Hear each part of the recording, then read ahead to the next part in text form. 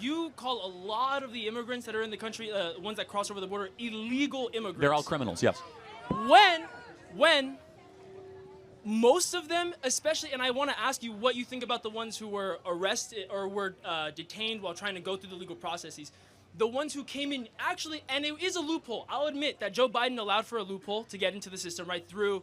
Open borders? No, through asylum. So asylum was a loophole, but it still was a legal way to enter the country. And what about the illegal immigrants who were detained while going to their meetings to make sure they stayed within the legal processes? They're still in violation of 8 U.S.C. 1312. If they came in using... What is 8 U.S.C. 1312? You don't know. That's fine. It's fraudulently filling out an asylum claim, of which these people are. But that's what the courts are Again, for. there's 8 U.S.C. 1305, which is illegally crossing the southern border, which can be enforced also upon the second entrance of going on. And then there's 8 U.S.C. 13. Into the border. Again, man, I know. I don't mean to make you look bad. Okay. You just don't know enough about this stuff. I encourage you to look at 8 U.S.C. 1305, 8 U.S.C. 1312, how the criminal code actually comes in particular here. The Supreme Court has given President Trump full authority to deport these illegals without same due process as people here in America. But what about the Supreme Court decisions which one is it? Yes, so I know what you're talking about. Which one? Which Supreme Court? I don't know the name, but it basically says that's for illegal aliens. 1903? Yes, Okay. those are for illegal aliens that commit crimes while they are here. So that's if it an illegal. This Supreme Court decision recognized due process rights for non-citizens in deportation hearings. Yes, correct. Deportation hearings. Again, the Supreme Court has clarified that in 2019 that not every single illegal here within the last 2 years gets a deportation hearing. They've clarified it, and people are conveniently ignoring it in the media. Thank you for your time. Can you tell me then where I can find that they clarified it? Type in a ChatGPT. Not ChatGPT, from the Supreme Court. Well, again, it will lead you to the source. Say, find me the Supreme Court case, because I don't know the name of it. 2019, 2018 decision around expedited removal within 100 miles of the border and 2 years of being in the country. The Supreme Court clarified they do not need the same due process rights. So you're also saying though that these other Supreme Court cases that reaffirmed that due process rights does apply to non-citizens, naturalized or... Again, what the Supreme Court said is they had a distinction. They said that if an illegal alien is here and, for example, commits a DUI, they get due process on that infraction. They don't get due process necessarily on just the fact they came into the southern border illegally. So there's about crimes you commit on the interior of the country different than ones that you commit while you come into the country. But what about the people who have not committed crimes? It doesn't matter. Coming into the country, coming into the country is a crime. It doesn't matter. For longer than 2 years. The Supreme Court will hopefully. It's a civil offense. It's not. Again, it's an 18 U.S.C. I'm pretty sure it's 13. It's 8 U.S.C. 1312, it makes it a felony to harbor yourself illegally in the United States of America and not notify the government of your presence. You can look it up anytime you want. 8 U.S.C. 1312, any illegal alien that does not tell the government where they are, what they're doing, and why they are here is in violation and is currently committing a felony. Thank you for your My question for you is if you believe that Trump's deportation of illegal immigrants is unconstitutional. Oh, it's very constitutional, yeah. Okay.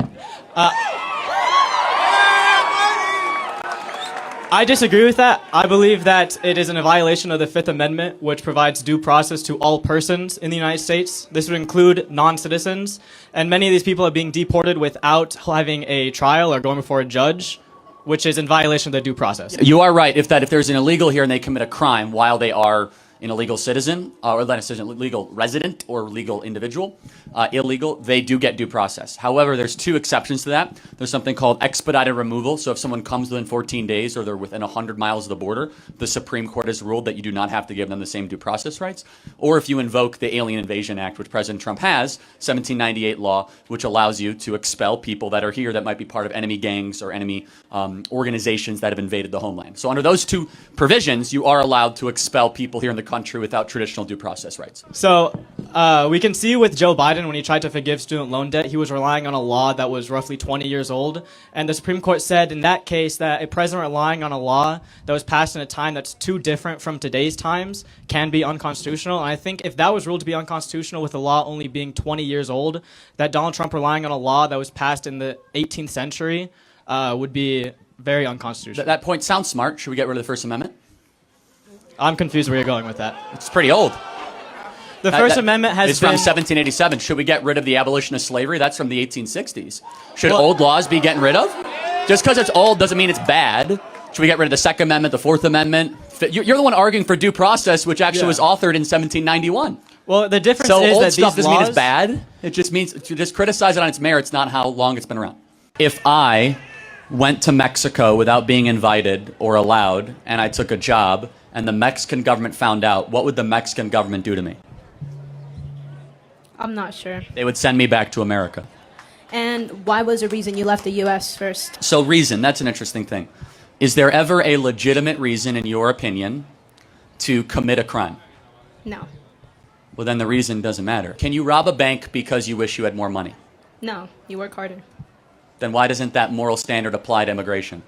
Because the system isn't doing its job. That's why I think we should implement more money. Because there is some people, like I do get it. You know, some people come here, and then I do admit some of them commit crime, but not all of them.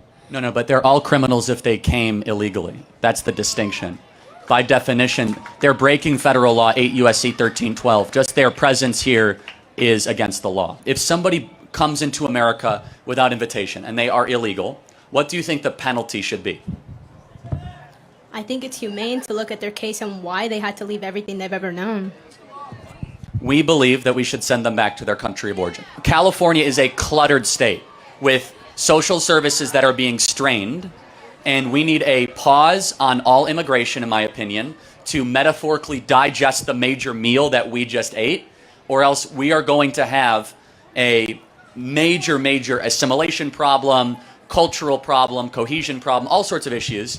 And I know this is a provocative thing to say, but immigration is something that you use as a way to benefit the homeland. You don't have to have immigration. We see people who come from all over the world, but can their different historical experiences, their different worldviews be compatible in America? It can to a limit, but we've let way too many people into this country way too quickly. Immigration can be a net benefit for your country, but nobody has a right to come into your country. It is a privilege. And we should invite the people that enrich our homeland, the people that make us more competitive. And right now, to be perfectly honest, I think we should have a stop on all immigration. We should digest the major meal of mass migration that we just took in. Artificial intelligence and robotics are going to take a lot of the jobs that the immigrants do anyway. So what exactly is the point for mass migration right now? There is no argument for it. Instead, we've seen wages go down of Native American workers, both black, Hispanic, and white workers. And so, look, the contention should be, the prioritization should always be on people that are in the country first. A politician is elected to govern and to have loyalty to citizens, not foreigners. And that's one of the major reasons why President Trump won back in November. Thank you for your time. I think Charlie have valid reason why, the United States should cut down on immigration, because people are just looking for opportunity. Just like in my country, people are praying, just to have a visa, to go to America and, do something for themselves. It's because we are, or most of us though, are in a society whereby our leaders are not just looking for the well-being of its citizen. They're looking for their pockets only. And I think people feel like when you get to American, let's say 50% of your problem is solved, at least just having opportunity to be in the country. But to me, I feel it's not true. It is better to be in your country and have the freedom to do whatever you want to do than be in a no man's land and be hiding from the police or the authority. And I feel, well, that's just my take. So what is worth doing is worth doing well. So if you are going to American, I think follow the due process. You understand? Because right now, assuming people are following due process, I don't think American will be chasing people away, because a lot of people are cutting through corners, and now there's high rate of immigration. Like, so many people are in the country without proper documents. And I think that is why American is cutting down on this. So the best thing we need to do is talk to our leaders, try to fix our country. In my country a few weeks ago, there was this terrific incident whereby a group of people came into a small town and unalived almost 200 people. We have security agency that are being paid. We have, we have police, we have army, we have a whole lot of them. You need to go through hell before you even have opportunity to own a weapon to defend yourself. And the country is unsafe. Then tell me why people will not run away. So these are major reasons why people are running to a country that works, and American is an example of such country.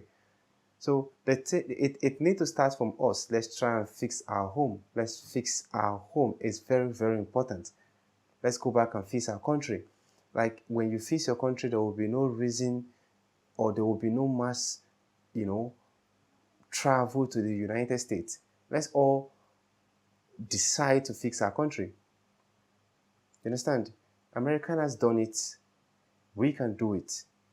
I can't believe some African countries have had independence for almost 60 years, 50 years, and it's almost like the more we change our leaders, the worse things become. It's not supposed to be so. We are supposed to be growing.